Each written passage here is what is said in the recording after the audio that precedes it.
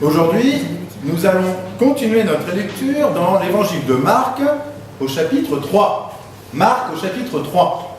Le premier verset est suivant. Une histoire, je pense, qui va vous éveiller quelque chose. Et nous allons la travailler ensemble. Marc au chapitre 3, les versets 1 à 6. On parle de Jésus. Il retourna à la synagogue.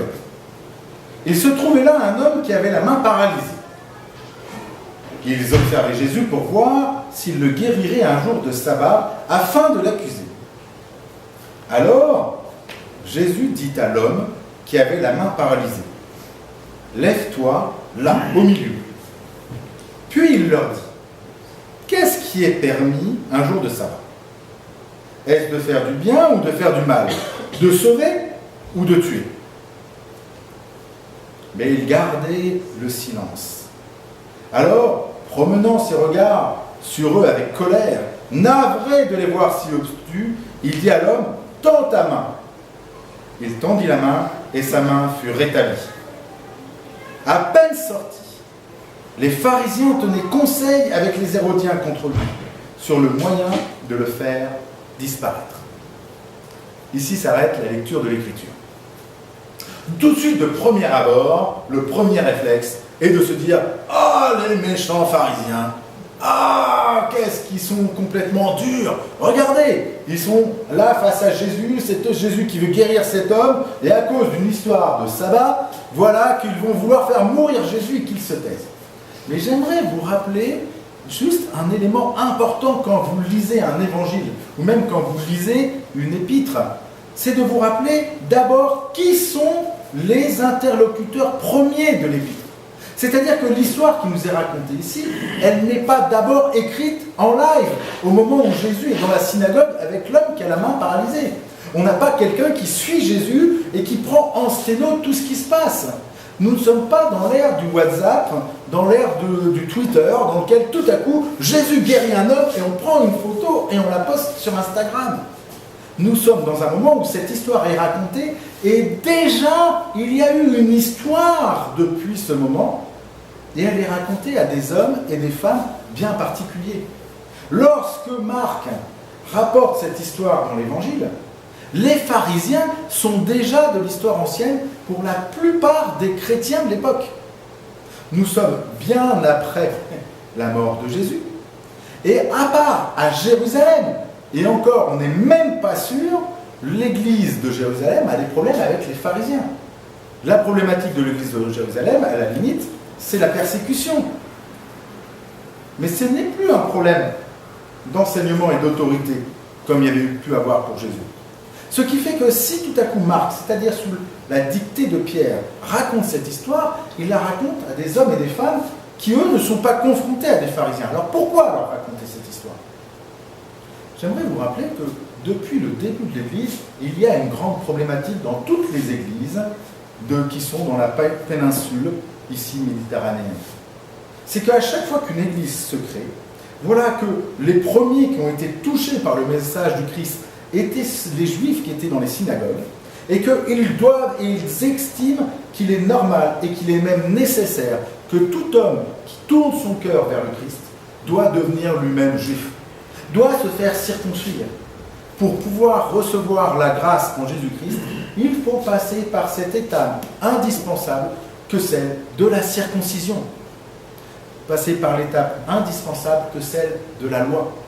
Et les églises se divisent sur cela. Je vous laisse relire les actes, et on est en train de les lire ensemble pendant l'étude biblique, pour voir à quel point c'est la problématique. On vient voir et on dit, mais est-ce que ces hommes peuvent être touchés par l'Esprit? Est-ce qu'ils ont été baptisés comme nous? Est-ce qu'ils sont circoncis comme nous? Jusqu'au point même, avec le concile de Jérusalem, de dire, bon, d'accord, on peut reconnaître que Dieu peut toucher d'autres que des Juifs, sans leur demander d'être circoncis, mais il faut quand même leur demander de respecter certaines lois. Parce qu'on ne peut pas imaginer que l'on puisse avoir une relation avec Dieu autrement que celle que nous avons. C'est exactement ce qui se passe. Et c'est exactement ce qui se passe dans nos églises au jour d'aujourd'hui aussi. Nous ne pouvons pas imaginer avoir une relation avec Dieu autre que celle que nous connaissons. Et chacun d'entre nous, nous venons d'une culture ou d'une expérience différente. Mais si nous sommes rassemblés ici, c'est parce qu'il y a des points de convergence dans nos cultures et dans nos expériences. Alors, nous avons défini une manière de vivre la foi.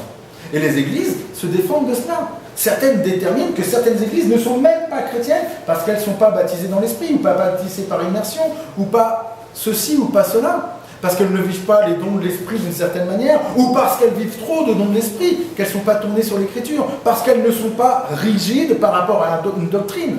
Elles ne sont pas assez calvinistes. J'ai vu des frères, sans s'en rendre compte, porter un regard et un discours d'excommunication sur d'autres frères, simplement sur des points de doctrine.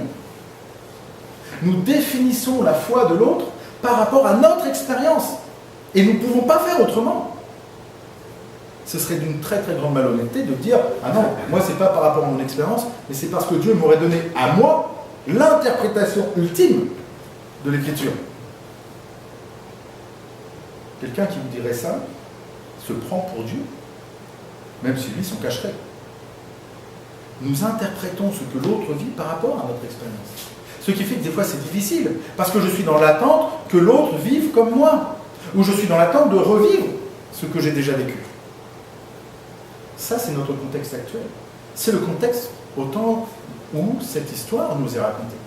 Mais pas simplement du côté des Juifs qui croient en Jésus-Christ, qui attendent que les autres retournent à la loi, se fassent circoncire. Mais même à Rome, dans lequel l'Église, il n'y a plus de Juifs depuis 59, depuis que les Juifs ont été chassés, et où tout à coup, les Juifs qui croient en Jésus-Christ reviennent dans l'Église, on leur dit « mais on n'a plus besoin de vous, qu'est-ce que vous faites là ?» Et vous savez dans l'Épître aux Romains à quel point Paul, cette fois-ci, a un discours opposé en disant « Eh, n'oubliez pas d'où sont vos racines !» Le réflexe de tout homme, en tout temps, quand je dis tout homme, vous avez compris toute femme, est d'abord de dire « c'est par mon expérience que je détermine ce qui est juste de ce qui ne l'est pas ». Et c'est pour ça que cette histoire est racontée. On va revenir sur cette histoire. Cette histoire, elle nous parle de pharisiens, mais elle nous parle surtout de sabbat. Pour nous, le sabbat, c'est quelque chose d'assez compliqué, tout simplement parce qu'on ne sait pas vraiment ce que c'est. Certains disent le sabbat, c'est notre dimanche. Mais dire que le sabbat, c'est notre dimanche, c'est ne rien connaître au sabbat. Notre dimanche n'est pas un sabbat. Si notre dimanche devait être un sabbat, depuis ce matin, vous devriez être en prière, et depuis même hier soir, jusqu'à ce soir. Et donc, nous aurions 2 cultes, nous aurions plusieurs rencontres, nous aurions nos formations bibliques, nous aurions toute notre journée consacrée à cela. Pourtant, la plupart d'entre nous, et moi le premier, le dimanche, j'aime bien aller faire, comme on va faire ce soir, une fondue. Tout simplement. Ou aller faire un ciné, ou aller faire quelque chose d'autre en famille, pour se retrouver ensemble. Notre dimanche n'est pas un sabbat. Ce n'est pas un sabbat qui est transposé du samedi au dimanche. Le sabbat, ce n'est pas ça. Et quand Jésus parle du sabbat, quand les pharisiens parlent du sabbat, ils ne parlent pas juste d'un jour comme ça, qui est mis à part pour célébrer le Seigneur. Ils parlent du jour essentiel dans la construction de l'identité spirituelle des Juifs de l'époque. Le sabbat représente 2 choses essentielles. Et d'ailleurs, ça peut nous faire du bien peut-être de nous en souvenir un petit peu pour nous aussi. Pourquoi est-ce qu'on nous demande de respecter le jour du sabbat ? Pour 2 choses. Vous retrouvez ça dans Deutéronome et dans Exode, dans les 10 paroles. Tu respecteras le jour du sabbat pour te souvenir que je t'ai libéré du pays de servitude. Le sabbat est le souvenir que Dieu a vaincu l'Égypte.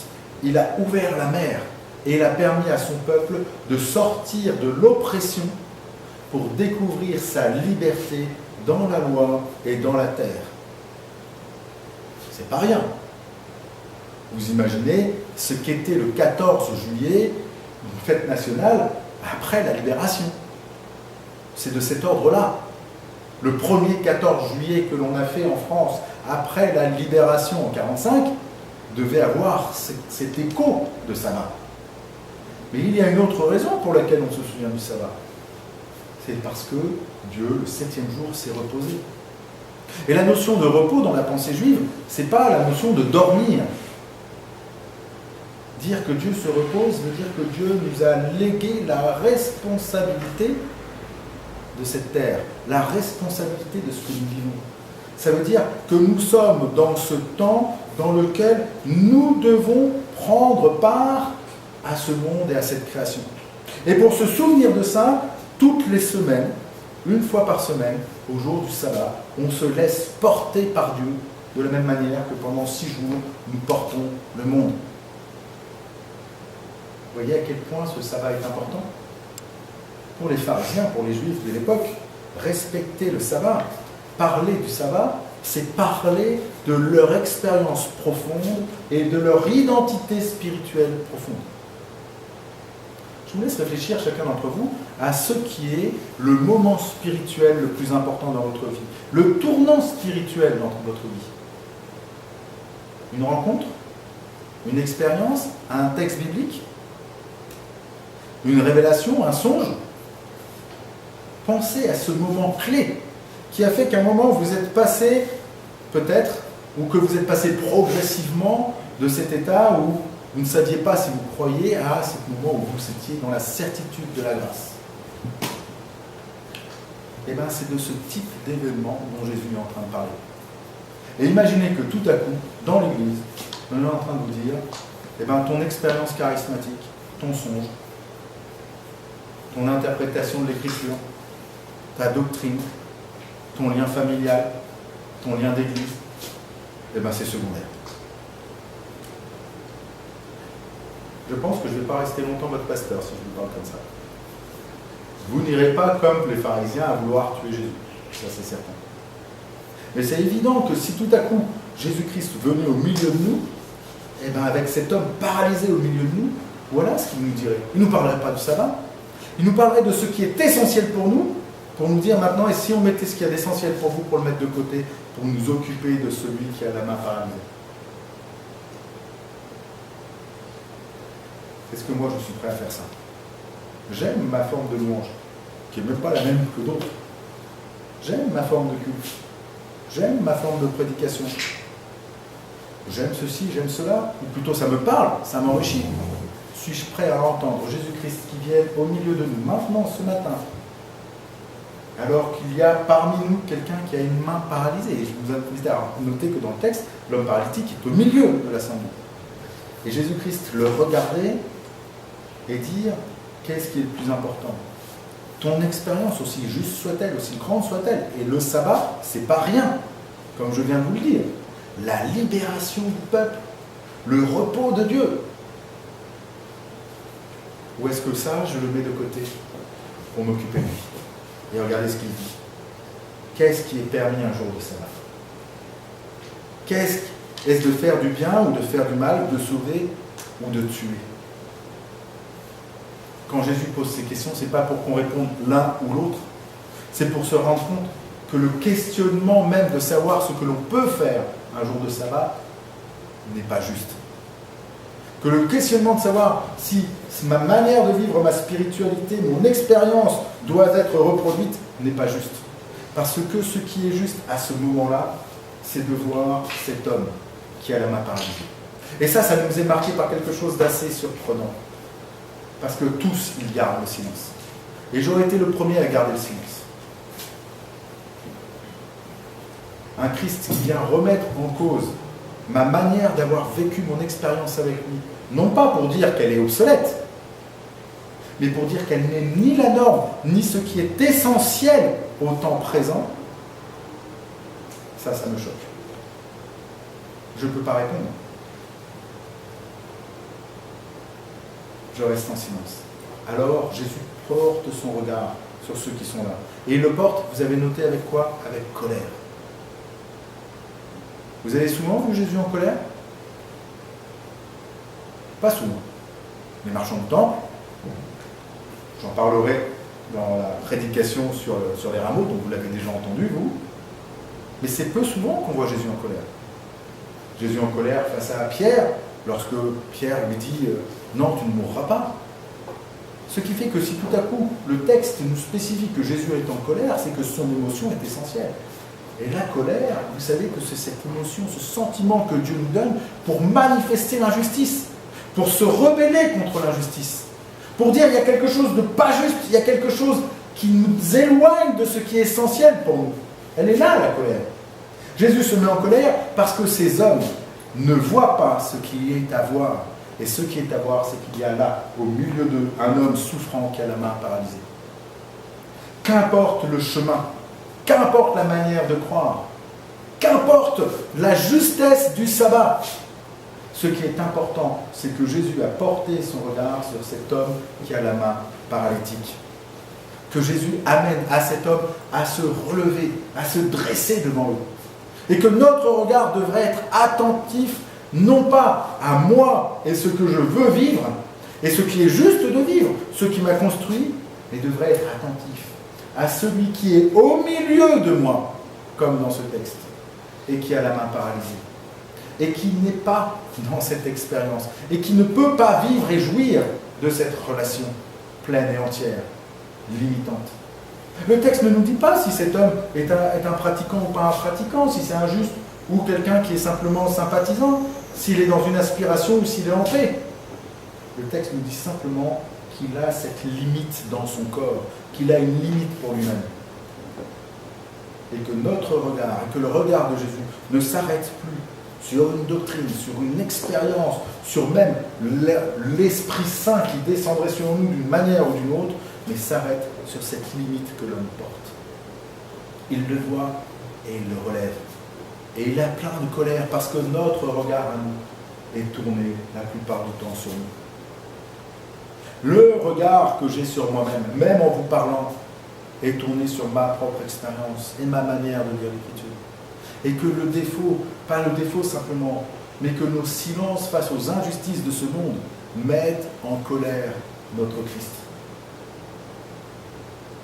Si le Christ nous a relevés, s'il nous a nous-mêmes touchés, s'il nous a nous-mêmes guéris, s'il nous a nous-mêmes sauvés, ce n'est pas pour que nous reproduisions et que nous demandions aux autres de reproduire ce que nous avons vécu avec lui, mais pour que les hommes et les femmes autour de nous puissent avoir leurs mains paralysées guéries, pour que les hommes et les femmes autour de nous, eux aussi, à leur tour, puissent faire cette expérience extraordinaire de ce que Jésus les voit et les mette au centre de sa préoccupation.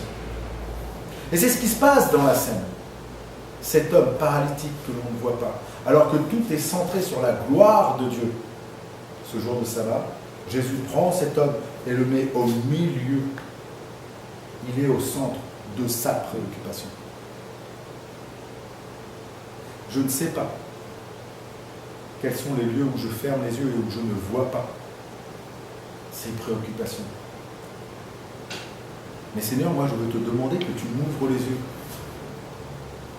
Que tu m'ouvres les yeux sur justement ce que tu mets au cœur de ton amour, au cœur de ta présence. Et ce que là je vois, c'est que ce qu'il met au cœur, ce n'est pas la forme de notre culte. Ce n'est pas notre louange. Ce n'est pas ma prédication. C'est pas ça. C'est chacun d'entre vous.